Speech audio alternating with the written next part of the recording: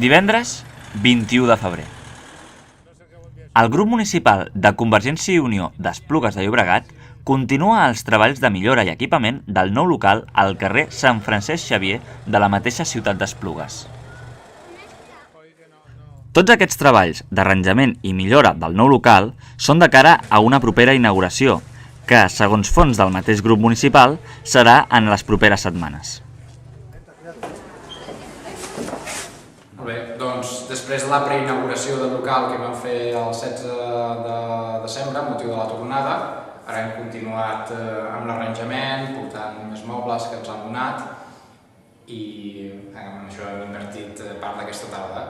I enviem una salutació molt cordial des de tota la Convergència i Unió d'Esplugues al nostre company Rafa Barrero i tota la seva família, que estan passant uns moments una mica complicats, esperant que pugui ser amb nosaltres el dia de la inauguració oficial.